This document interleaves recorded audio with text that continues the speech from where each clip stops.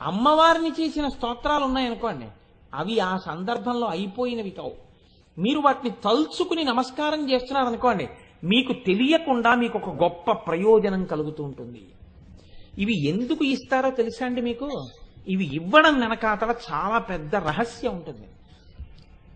అవి అన్వయం చేసుకుని విని ఒక్కసారి నీ జీవితాన్ని ధన్యం చేసుకో అని చెప్పడానికే ఈ నామం వచ్చింది. మీకు నేను ఒక ఉదాహరణ చెప్తాను. సర్వమంగళమాంగళ్యే శివే సర్వార్థ సాధికే శరణ్యే త్రయంబకే దేవి నారాయణి నమోస్తుతే. ఇదొక శ్లోకం. ఇది ఎక్కడదో తెలుసా అండి? చండీ మంత్రము యొక్క మాలార్ణవము అని చెప్పి అమ్మవారి యొక్క దేవీ వైభవము అని ఒకటి ఉంది.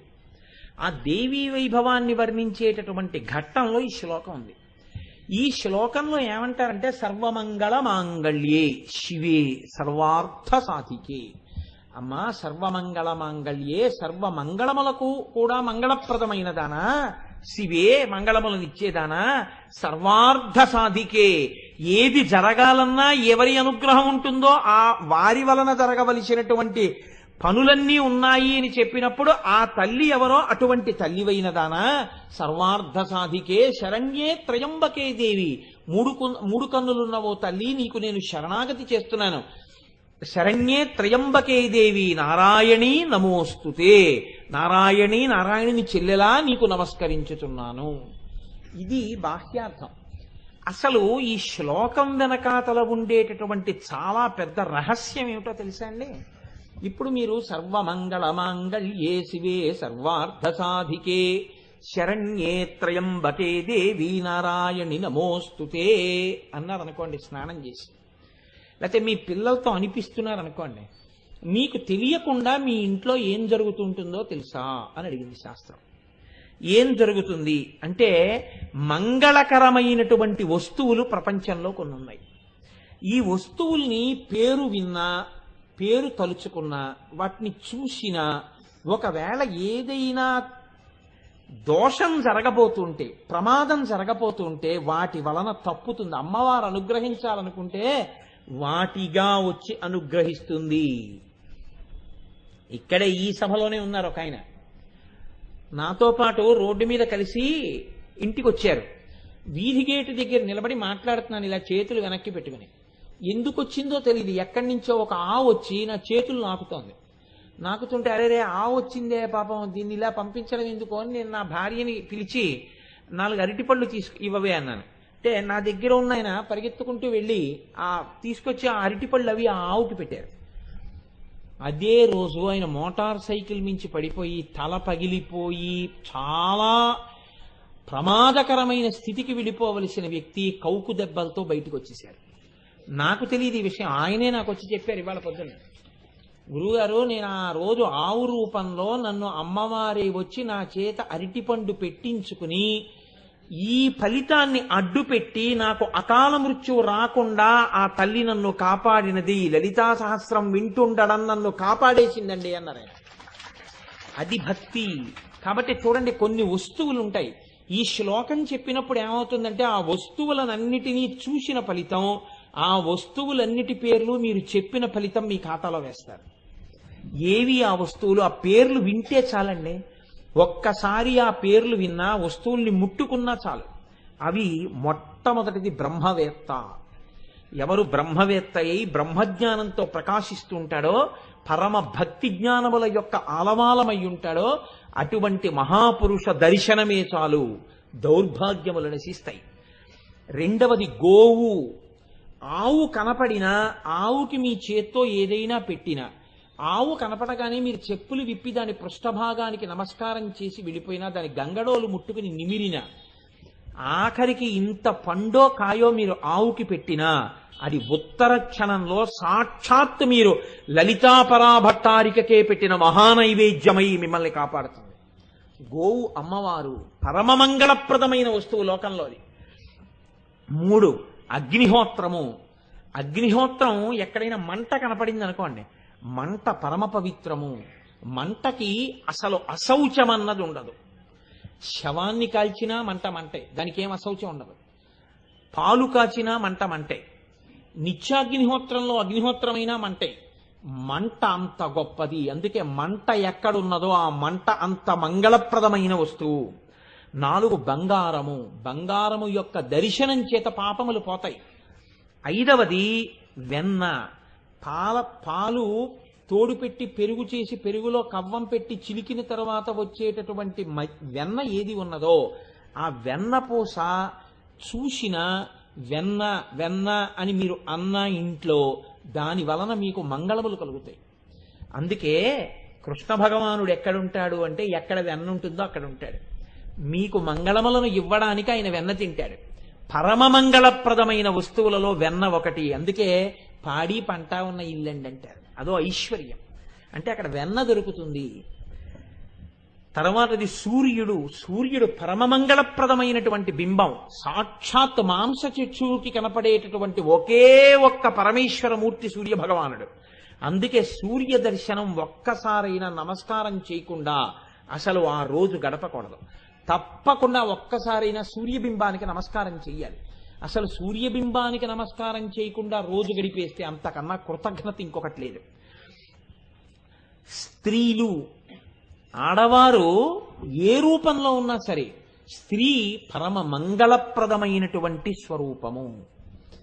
అలాగే రాజు ప్రభు దర్శనం, ప్రభువుని దర్శనం చేస్తే రాజ్యాన్ని పరిపాలించేటటువంటి ప్రభువు మంగళప్రదుడై ఉంటాడు. ప్రభు దర్శనము ఉట్టినే పోదు, కాపాడి తీరుతుంది. కాబట్టి ఇవి మంగళప్రదమైనటువంటి వస్తువులు. మీకు ఇంకొక పెద్ద రహస్యం చెప్పనండి. జ్యోతిషంలో కొన్ని గ్రహాలు బలహీనంగా ఉన్నాయంటారు. మీరు కొంచెం ఇది చేయండి, కొంచెం అది చేసుకోండి అంటారు. అన్నిటికన్నా గొప్ప విరుగుడుగా శాస్త్రం ఏం చెప్పిందో తెలుసా? గ్రహములు బలహీనంగా ఉంటే రోజు ఈ శ్లోకం చెప్పుకోవాలి.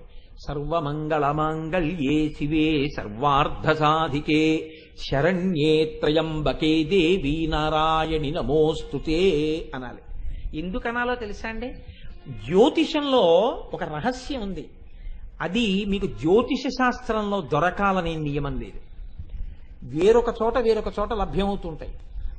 మీ యొక్క జాతకంలో పాపపు గ్రహాలు చూస్తూ మిమ్మల్ని బాధ పెట్టేయడానికి సిద్ధపడిపోతుంటే వాటిని తొలగతీసి వాటి యొక్క శక్తి తగ్గించేసి మిమ్మల్ని ఏడిపించకుండా చాలా తక్కువ ఫలితం ఇచ్చి వెళ్ళిపోయేటట్టుగా చెయ్యగలిగినటువంటి శక్తి ఏ శ్లోకానికి ఉందో తెలుసా అండి? ఈ శ్లోకానికి ఉంది. ఈ శ్లోకం మీరు చెప్పగానే అమ్మవారు ఆ శ్లోకంలోంచి కొన్ని వస్తువులుగా ప్రకాశిస్తుంది. వీటిని మీరు తలుచుకున్నా, వీటిని మీరు విన్నా, వీటి గురించి చెవిలో పడినా అమ్మవారి అనుగ్రహం కలుగుతుంది. అవే ఒకటి పెరుగు. పెరుగు పరమమంగళప్రదమైన వస్తువుల్లో ఒకటి. పెరుగు వంక మీరు కానీ రోజు చూస్తే ఇంట్లో ఒక్కసారి పెరుగు వంక, పెరుగు పాత్రకు అందుకే కాలు తగలరాదు. పెరుగు వంక చూశారనుకోండి, మీకు బలహీనంగా ఉన్న గ్రహాలు బలపడతాయి. మీకు దుష్ఫలితములను రాకుండా గ్రహములను ఆపు చేయడానికి తేలిక మార్గంగా దేవి స్తోత్రంలో ఏం చెప్తారంటే పెరుగు చూడు అని చెప్తారు. 2 నెయ్యిని చూడాలి. నెయ్యి తినవద్దని కాని, నెయ్యి వేసుకోకండని కాని, నెయ్యిని తక్కువ చేసి కాని, నెయ్యి వల్ల ప్రమాదాలు వస్తాయని కాని మాట్లాడరాదు. ఎప్పుడూ చెప్పకూడదు. ఏమని చెప్పాలంటే, మీరు నెయ్యి తినకండి ఎక్కువ అని చెప్పవలసి వచ్చింది అనుకోండి, ఏమని చెప్పాలని అడిగింది శాస్త్రం. మీరు పరిశేచనానికి అభికారంగా మాత్రమే నీతిని ఉపయోగిస్తూ ఉండండి చెప్పాలి. అంతేకాని మీరు నెయ్యి తినకండి అని ఎప్పుడూ చెప్పకూడదు. దానివల్ల ఏమవుతుందో తెలుసా అండి? వెంటనే మీకు బలహీనంగా ఉన్న గ్రహాలు ఏమున్నాయో అవి బాగా పాప ఫలితాన్ని ఇస్తాయి. అలా మాట్లాడకూడదు. అందుకే కొన్ని వస్తువుల గురించి తెలిసి మాట్లాడాలి తప్ప తెలియకుండా మాట్లాడకూడదు అసలు. అందున మీకు ఇంకొక మాట చెప్తున్నాను, మీకు బాగా జ్ఞాపకం ఉండడానికి చెప్తున్నాను.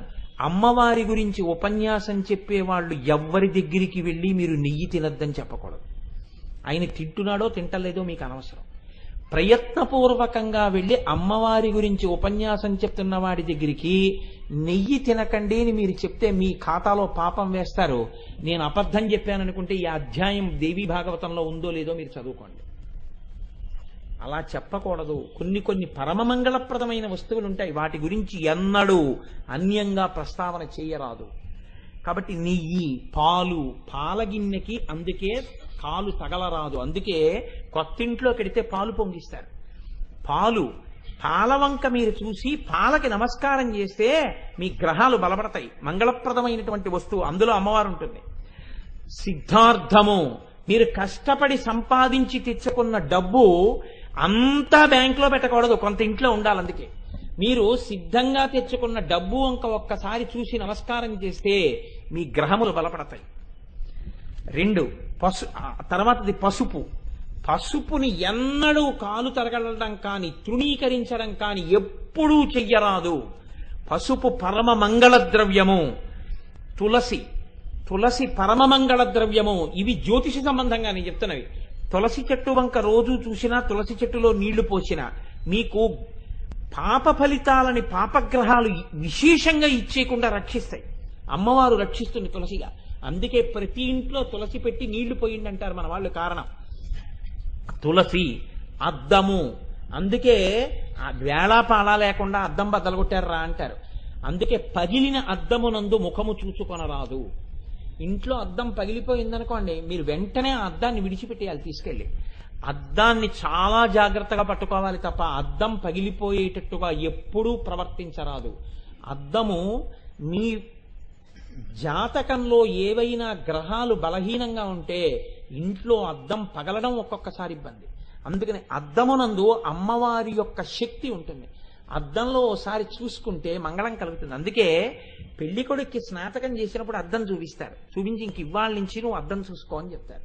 ఎందుకంటే ఆయన 10 కాలాలు ఉండాలి, దానివల్ల ఆవిడ పసుపుతాడు ఉండాలి, ఆ కుటుంబం వృద్ధిలో ఉండాలి. అద్దం మంగళ వస్తువు, అమ్మవారి అనుగ్రహాన్ని ఇస్తుంది. పుష్పము, పువ్వు ఎక్కడన్నా కింద కనపడింది అనుకోండి, ప్రత్యేకించి సువాసిని ఎప్పుడు ఆ పువ్వును అలా వదిలిపెట్టి వెళ్ళకూడదు. తీసి గోడ మీద చెట్ల కిందో పెట్టి వెళ్ళాలి తప్ప పువ్వును అలా విడిచిపెట్టి వెళ్ళకూడదు. అమ్మవారు ఉంటుంది పువ్వులందు. పువ్వు అంత గొప్పది, ఇది గ్రహములను కూడా శక్తినివ్వగలదు. తర్వాతది బిల్వపత్రము. బిల్వపత్రం అంత గొప్పది. దర్శనం స్పర్శనం పుణ్యం, స్మరణం పాపనాశనం. తలుచుకున్నా చాలు, చూసినా చాలు, ముట్టుకున్నా చాలు బిల్వవృక్షాన్ని. మనకి ఇక్కడ దేవాలయంలో బిల్వవృక్షం పక్కనే అమ్మవారు ఉంటుంది. అది విచిత్రం. అందుకే అంత శక్తివంతురాలు. కాబట్టే లలితా సహస్రం ఉపన్యాసాలు చేయించి కోటి కుంకుమార్చన చేయిస్తోంది ఆవిడ. బిల్వపత్రము. ఆ తరువాతది ఎవరో తెలుసా అండి? సువాసిని.